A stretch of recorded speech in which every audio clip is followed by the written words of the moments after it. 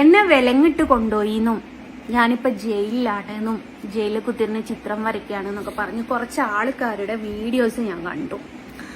അപ്പോൾ ഞാൻ കരുതി ഞാൻ ഒളിവിലാണ് പോലും. അങ്ങനത്തെ കുറച്ച് വീഡിയോസ് ഞാൻ കണ്ടു.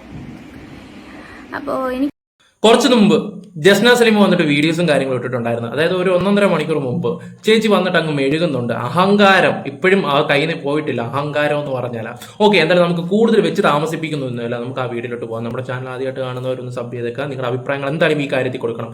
ഇതിപ്പോൾ ഹിന്ദുക്കളെ ഞാനൊരു മതത്തിനെ അങ്ങ് വിശ്വസിച്ച് പോയതാണോ ഏറ്റവും വലിയ തെറ്റ് എന്നുള്ള രീതിയിൽ സംസാരിക്കുകയൊക്കെ ചെയ്യുന്നുണ്ട്. ഇവിടെ ഹിന്ദുക്കളെ മുസ്ലിംസിനെയൊക്കെ എന്താ പറയേണ്ട പറ്റിച്ചുകൊണ്ടിരിക്കുന്ന ഒരു കൂടുതലൊന്നും പറയുന്നില്ല. നമുക്ക് എന്തായാലും വീഡിയോയിലോട്ട് പോകാം.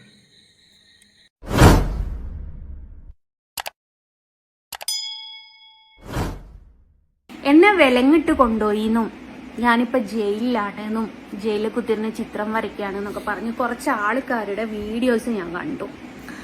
അപ്പോൾ ഞാൻ കരുതി ഞാൻ ഒളിവിലാണ് പോലും. അങ്ങനത്തെ കുറച്ച് വീഡിയോസ് ഞാൻ കണ്ടു. അപ്പോൾ എനിക്ക് നിങ്ങളുടെ അടുത്ത് പറയാനുള്ളത് എന്താണെന്നറിയോ, ഈ വ്യാജപ്രചരണം നടത്തിയിട്ട് അതിന്ന് കിട്ടുന്ന റീച്ചില് നിങ്ങൾക്ക് അരി വാങ്ങേണ്ട ഒരു ഗതികേട് എനിക്ക് സഹതാപം മാത്രമേ തോന്നുന്നുള്ളൂ.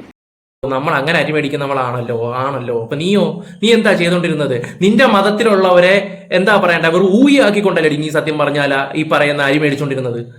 ഒരു മുസ്ലിമായ നീ ഹിന്ദുക്കളുടെ അടുത്ത് വന്ന് ഗുരുവായൂർ അമ്പലത്തിൽ വന്ന് നീ കൃഷ്ണനെ വരയ്ക്കാൻ, അത് ഒരു പടം മാത്രമേ നിനക്ക് വരയ്ക്കാൻ അറിയത്തുള്ളൂ. ആ ഒരു പടം വെച്ചിട്ട് നീ കുറെ ഉണ്ടാക്കിയതൊന്ന് ആലോചിച്ച് നോക്കിയേ. ഒരു നാണവും മാനവും ഇല്ലാതെ വന്നിട്ട് കൃഷ്ണൻ, അതായത് ഗുരുവായൂർ അമ്പലം സ്വന്തം തറവാട് പോലെ ആണെന്നാണ് നിന്റെ വിചാരവും കാര്യങ്ങളും നിന്റെ സംസാരം കേട്ടപ്പോൾ തന്നെ. നീ ഒരാൾ കാരണമാണ് പല ആൾക്കാർക്കും ഇപ്പൊ അമ്പലത്തിൽ ചെന്നിട്ട് ഫോട്ടോ പോലും എടുക്കാൻ പറ്റാത്ത അവസ്ഥയായി വെച്ചത്. ഒന്ന് വെച്ചാൽ നല്ല കാര്യം തന്നെയാണ്, കുറച്ചൊക്കെ വേണം. അത്രയും പവിത്രമായിട്ടൊരു അമ്പലത്തിൽ വന്നിട്ട് കേക്ക് മുറിക്കുന്നത്, ആ കേക്കിനകത്ത് മുട്ട ഉണ്ടായിരുന്നോ ഇല്ലെന്ന് ആർക്കറിയാം? എവിടെ നിന്ന് അത് മേടിച്ചത്? അതൊക്കെ ഭയങ്കര ചർച്ചാ വിഷയം കാര്യങ്ങളൊക്കെ. ഞാൻ അതിനെക്കുറിച്ച് കൂടുതലൊന്നും പറയുന്നില്ല. ഇപ്പം വന്നിട്ട് മുളന്ത ന്യായമായിട്ട് വന്നേക്കുന്നത് ഒരു നാണമില്ലാത്തവളെന്ന് തന്നെ ഞാൻ പറയത്തുള്ളൂ.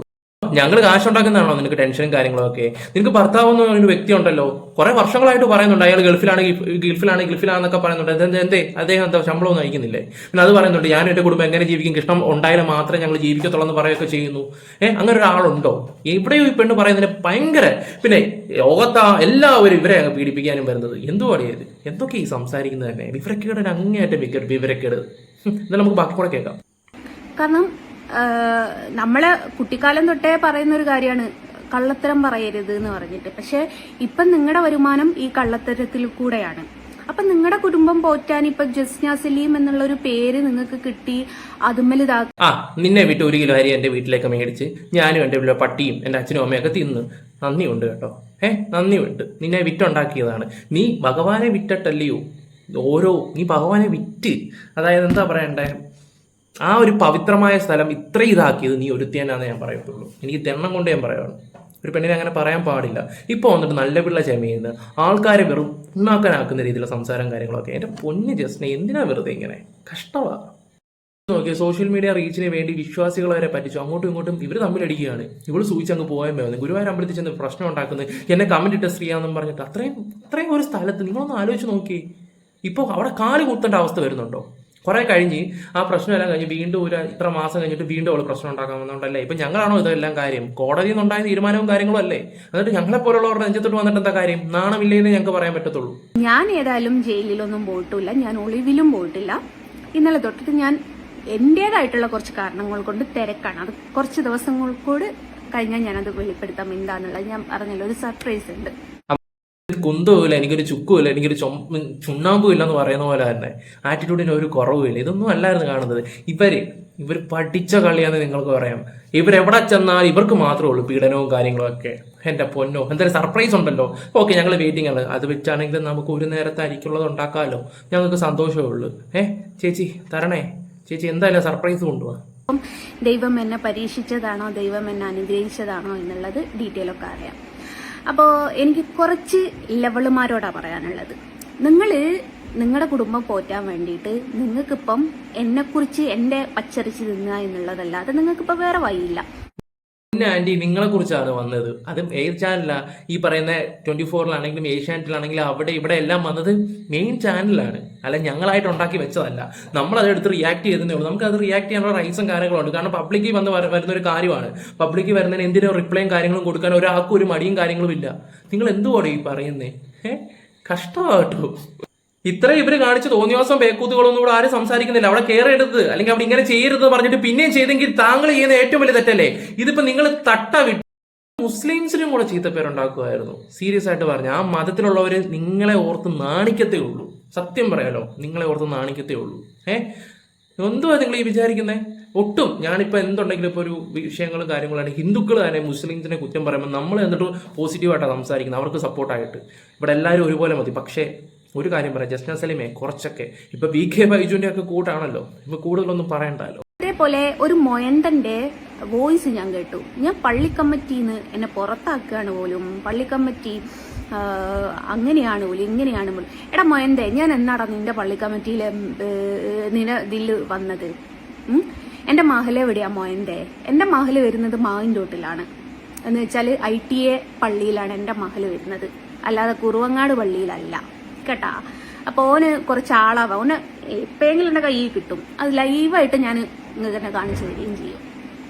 അപ്പൊ അങ്ങനെയാണ്. അപ്പോ സമൂഹത്തിന്റെ മുമ്പിൽ ഇപ്പം ഞാനൊരു തെറ്റുകാരിയാണ്, ഞാൻ മതസ്പർദ്ധ ഉണ്ടാക്കാൻ ശ്രമിച്ചോളാണ്. അപ്പോ ഞാൻ എന്താണ് മതസ്പർദ്ധ ഉണ്ടാക്കാൻ ശ്രമിച്ചെന്നുള്ളത് എനിക്ക് അറിഞ്ഞൂടാട്ടോ. ഒരു മതത്തിൽ നിന്നും മറ്റൊരു ദൈവത്തെ ഇത്രമേൽ വിശ്വസിച്ചതും ബഹുമാനിച്ചതും ഇത്ര വലിയ തെറ്റാണ് എന്നുള്ളത് നമുക്ക് ഓരോരോ അനുഭവം. അഹങ്കാരത്തിന് ഒരു കുറവില്ല, ഓരോരോ അനുഭവം കൊണ്ടാണ് നമ്മൾ മനസ്സിലാക്കാൻ പോകുന്നതെന്നൊക്കെ പറയുന്നത്. എന്റെ ദൈവമേ, ഇത് കാണുന്ന ഭഗവാൻ കൃഷ്ണൻ തന്നെ ഓടക്കുഴലെടുത്ത് വലിച്ചെറിയുമെന്ന് എനിക്ക് തോന്നുന്നത്. ഒന്നും പറയാൻ പറ്റത്തില്ല. ഇന്ന് നേരം വെളുത്തു കഴിഞ്ഞാൽ വിഷുവാണ്. ഞാൻ കൂടുതലൊന്നും പറയുന്നുമില്ല. ഈ സ്ത്രീ എന്താണ് ഇതിൽ കൂടെ തന്നെ നിങ്ങൾക്ക് മനസ്സിലാക്കാൻ പറ്റും. എൻ്റെ ഒരു അഭിപ്രായം വെച്ച് പറയുകയാണെങ്കിൽ നിങ്ങൾ മതം മാറും. ഈ പറയുന്ന കൃഷ്ണനെ ഇഷ്ടമാണെങ്കിൽ നിങ്ങൾ മതം മാറും, ഒരു കുഴപ്പമില്ല. എന്തുകൊണ്ട് മതം മാറുന്നില്ല? നിങ്ങൾ മതം മാറും. മതം മാറി ഇവിടെ ഒരു ആളും ചോദിക്കാൻ പറ്റത്തില്ല. നിങ്ങൾക്ക് അമ്പലത്തിൽ കയറാം, എന്ത് വേണമെങ്കിലും ചെയ്യാം. ഇതൊരുമാതിരി വന്നിട്ട് എന്തൊക്കെയാ കാട്ടിക്കൂട്ടുന്നത്? കൂടെ ഒരു ആങ്ങളെന്നും പറഞ്ഞ ഒരുത്തനാ. കഷ്ടം തന്നെ, കഷ്ടം. കോടതി ഒരു കാര്യം ഉത്തരവ്, അത് ഗുരുവായൂർ അമ്പലം എന്ന് പറഞ്ഞാൽ നിങ്ങൾ അറിയാലോ, ലോകം അറിയപ്പെടുന്ന ഒരു അമ്പലമാണ്. അവിടെ ചെന്നിട്ടാണ് അവള് ഈ പറയുന്ന നിയമവും കാര്യങ്ങളും എല്ലാം ലംഘിച്ച് അവള് ഷൂട്ട് ചെയ്യാൻ പോകുന്നത്. അവിടുത്തെ അമ്പലത്തിലെ ആൾക്കാർ, നിന്നെ ആദ്യം സപ്പോർട്ട് ചെയ്ത് അവിടുത്തെ ആൾക്കാരെയാണ് നിനക്കെതിരെ സംസാരിക്കാൻ തുടങ്ങിയത്. നീ ആദ്യം മനസ്സിലാക്കാൻ തുടങ്ങണം. എന്നിട്ട് ഒരു നാണമില്ലാതെ ചെന്നിട്ട് എന്റെ സ്വന്തം തറവാടി വീടാന്നും പറഞ്ഞിട്ട് കയറി ചെന്നിട്ട് കാണിക്കുന്ന തോന്നിവാസമോ ജനങ്ങൾ ഇവിടെ എതിർത്തിരിക്കും ജസ്ന. അല്ലെങ്കിൽ ആൾക്കാർ ഇതിനെക്കുറിച്ച് സംസാരിക്കാനായി ഇപ്പം വന്നിട്ട് ലൈവിൽ വന്ന് ഈ പട്ടി ഷോ സംസാരം അത് നിർത്തുന്നതായിരിക്കും ജസ്റ്റിന്റെ ഭാവിയിലും നല്ലത്. ഉള്ള കാര്യം പറഞ്ഞത്, ഒരു മനുഷ്യരും തിരിഞ്ഞു നോക്കാൻ കാണത്തില്ല, ഒരു മനുഷ്യൻ. അപ്പോ എന്റെ മനസാക്ഷിയുടെ മുമ്പിൽ ഞാനൊരു തെറ്റും ചെയ്തിട്ടില്ല. ഞാൻ എവിടെയും മതസ്പർദ്ധ ഉണ്ടാക്കാനും പോയിട്ടില്ല. എല്ലാ മതത്തെയും ഒരുപോലെ ബഹുമാനിച്ച് പോകുന്നൊരു വ്യക്തിയാണ്. അപ്പം നമ്മളെ എല്ലാ രീതിയിലും തരം താഴ്ത്തണം, അല്ലെ നമ്മളെ ഇതാക്കണം എന്ന് കരുതിയ കുറച്ച് ആൾക്കാർ ചെയ്തൊരു സംഭവമാണ്. അപ്പോൾ അതിൽ എനിക്കിപ്പം ഒന്നും പറയാനില്ല. അപ്പോൾ ഞാൻ ഏതായാലും ഒളിവിലും പോയിട്ടില്ല, ഞാൻ ഏതായാലും ജയിലിലും ആയിട്ടില്ല. ഇനിയിപ്പം നാളെ ജയിലിലാവുമോ എന്നുള്ളത് അത് തമ്പുരാനെ അറിയുള്ളൂ. ജയിലിൽ കിടക്കാൻ യോഗ ഉണ്ടെങ്കിൽ ജയിലിൽ കിടക്കുക തന്നെ ചെയ്യും. പക്ഷെ എനിക്ക് ഏറ്റവും വലിയ അത്ഭുതകരമായിട്ടുള്ളൊരു സംഭവം തോന്നി എന്താണെന്നറിയോ? 40ഓളം കേസുള്ള ആൾക്കാർക്ക് എൻ്റെ പേരിൽ വന്ന ഒരൊറ്റ കേസ്, എന്താ പറയുക, പെരുന്നാളിൻ്റെ സന്തോഷം. 40ഓളം കേസുള്ള ആൾക്ക് കഷ്ടം തന്നെ അല്ലേ? അപ്പോൾ എനിക്ക് വന്ന പ്രശ്നങ്ങളൊക്കെ എന്താണെന്നുള്ളത് എനിക്ക് നേരിടാനും അറിയാം. അതുകൊണ്ട് എനിക്ക് ഒളിവ് പോകണ്ട. ഇനിയിപ്പം ഞാൻ പറഞ്ഞല്ലോ, ജയിലിൽ കിടക്കാനാണ് യോഗമെങ്കിൽ ഞാൻ ജയിലിൽ കിടക്കും. അതിപ്പോൾ നമുക്ക് ആർക്കും നമ്മുടെ തലവര മാറ്റാൻ പറ്റൂല. എനിക്കിപ്പം ജയിലിൽ കയറാനോ ജയിലിൽ കിടക്കാനോ യോഗ ഉണ്ടെങ്കിൽ അത് കിടക്കുക തന്നെ ചെയ്യണം. അത് ഏത് രീതിയിൽ എന്നുള്ളത് നമ്മൾ തീരുമാനിച്ചിട്ട് കാര്യമില്ല. ഞാനൊരു കാര്യം ചോദിക്കട്ടെ, ഞാൻ ആരെ കൊന്നിട്ടുണ്ടോ? ഞാൻ എന്തെങ്കിലും മോഷ്ടിച്ചിട്ടുണ്ടോ? ഞാൻ ആരെങ്കിലും പറ്റിച്ചിട്ടുണ്ടോ? ഒന്ന് പറയുമോ? ഞാൻ ആരെങ്കിലും ഏതെങ്കിലും രീതിയിൽ ഉപദ്രവിച്ചിട്ടുണ്ടോ?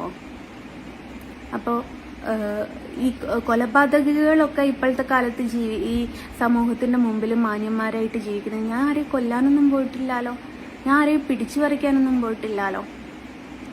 അപ്പോൾ നിങ്ങളൊക്കെ എൻ്റെ കാണുന്ന തെറ്റെന്താണെന്ന് എനിക്ക് അറിഞ്ഞൂടാ. ഏത് തന്നെ ആയാലും ഞാൻ ഒളിവിലും പോയിട്ടില്ല, ഞാൻ ജയിലിലും ആയിട്ടില്ല. എനിക്ക് അത്രേ പറയാനുള്ളൂ. ഹൈക്കോടതിയിലെ ഈ നിയമവും കാര്യങ്ങളൊക്കെ ലംഘിക്കുക എന്ന് പറയുന്ന അത്ര നിസ്സാര കാര്യങ്ങളൊന്നുമല്ല. ഞാൻ ആരെയും കൊന്നിട്ടില്ല, ഞാൻ ആരെയും പിടിച്ചിട്ടില്ല, ഞാൻ ആരെയും ദ്രോഹിച്ചിട്ടില്ല എന്ന് പറഞ്ഞിട്ടൊന്നും കാര്യമില്ല. ഒന്ന് ആലോചിച്ച് നോക്കണം. നിങ്ങൾ അവിടെ കയറേണ്ടതെന്ന് ചിലപ്പോൾ ഭഗവാന്റെ തീരുമാനമാണെങ്കിലും അങ്ങനെ അങ്ങ് കരുതിയാൽ മതി. കൃഷ്ണൻ സത്യമുള്ളവൻ തന്നെയാണ്. ഒന്ന് ആലോചിച്ച് നോക്കി, ഈ അടുത്ത സമയത്ത് വന്നിട്ട് എന്തൊക്കെയാണ് നിങ്ങൾ കാട്ടിക്കൂട്ടിയത്? എന്തൊക്കെ നിങ്ങളുടെ സ്വന്തം വീട് പോലെ നിങ്ങൾ എന്തുവാ ഇടയ്ക്ക് പ്രധാനമന്ത്രിയുടെ കയ്യിൽ നിന്ന് ഇത് കിട്ടുന്നു, കൃഷ്ണനെ കൊടുക്കുന്നു, സുരേഷ് ഗോപിയുടെ സപ്പോർട്ട് കാര്യങ്ങളെല്ലാം. ഒരു മുസ്ലിം പെൺകുട്ടി കൃഷ്ണനെ വരച്ചു, അത് വൈറലാവുന്നു, പിന്നെ എല്ലാവർക്കും ആ കുട്ടിയെ കാണാനും എല്ലാം തൊര. പക്ഷെ നിങ്ങൾ അത് ശരിക്കും അത് മിസ്യൂസ് ചെയ്യുമായിരുന്നു. അതാണ് നിങ്ങൾക്ക് പറ്റിയ ഏറ്റവും വലിയ തെറ്റും കാര്യങ്ങളൊക്കെ. എന്നിട്ട് ഇപ്പോൾ വന്നിട്ട് ന്യായീകരിച്ചിട്ടൊരു കാര്യമില്ല, ഒരു കാര്യമില്ല. ആരും കൂടെ കാണത്തില്ല. പറഞ്ഞ് മനസ്സിലായോ? ആരും കൂടെ കാണത്തില്ല. ഇപ്പോഴും നിങ്ങൾ കാണിച്ചിട്ട് എന്താണ്? ആ റീലും കാര്യങ്ങളും എടുക്കലോ എന്ന് പറഞ്ഞിട്ട് നിങ്ങൾ എന്താ ചെയ്തത്? എന്നിട്ട് അത് പോസ്റ്റ് ചെയ്യുന്നുണ്ടല്ലേ നിങ്ങൾക്ക് ഇപ്പോൾ പണി കിട്ടിയത്. കോടതിയുടെ തീരുമാനമാണ്. അതുകൊണ്ട് അടങ്ങി ഒതുങ്ങി എങ്ങനെയാണെന്ന് വെച്ചാൽ നിങ്ങൾ വരച്ചിട്ട് പുറത്ത് നിങ്ങൾക്ക് വിൽക്കുകയാണെങ്കിൽ അങ്ങനെ ചെയ്യാൻ നോക്ക്. അതൊക്കെ ചെയ്യാൻ നോക്ക്. എന്തെങ്കിലും മാർഗം ഉണ്ടാക്കാൻ ശ്രമിക്കുക. അല്ല വന്നിട്ട് മെഴുകിയിട്ട് ആറ്റിറ്റ്യൂഡ് ഇട്ടിട്ടൊന്നും കാര്യമൊന്നുമില്ല. ജനങ്ങൾ മനസ്സിലാക്കും, നിങ്ങളെ മോശക്കാരിയാക്കത്തുള്ളൂ. ഇതിൽ കൂടുതൽ ഞാനൊന്നും പറയുന്നില്ല. ഓക്കെ ഗൈസ്, നമ്മുടെ വീഡിയോ ഇഷ്ടപ്പെടാൻ ലൈക്ക്, ഷെയർ, സബ്ബൊക്കെ ചെയ്യാൻ. നിങ്ങളുടെ അഭിപ്രായങ്ങൾ എന്തായാലും എൻ്റെ കമൻറ്റ് ബോക്സിൽ രേഖപ്പെടുത്തേക്കുക. ഓക്കെ, മുസ്ലിം സമുദായത്തിന് ഏറ്റവും വലിയൊരു ചീത്തപ്പേര് നീയായിട്ട് തന്നെ ഉണ്ടാക്കി വെച്ചേക്കുകയാണ്. പിന്നെ ഹിന്ദുക്കളെ എന്താ പറയണ്ടേ, ഹിന്ദുക്കളായ ഒരുത്തനുണ്ട് VK ബൈജു. അവൻ ഇതുപോലെ തന്നെ മുസ്ലിംസിനെ തന്നെ അതായത് അങ്ങോട്ടും ഇങ്ങോട്ടും തമ്മിലടിപ്പിക്കുന്ന രീതിയിലും സംസാരിക്കുന്നത്. അതായത് ഇപ്പം നീയും അവനും അതൊക്കെ ആലോചിക്കുമ്പോഴാണ് നമുക്ക് സത്യം പറഞ്ഞാൽ എല്ലാം കണക്കാണ്. കൂടുതലൊന്നും പറയുന്നില്ല. Bye love you.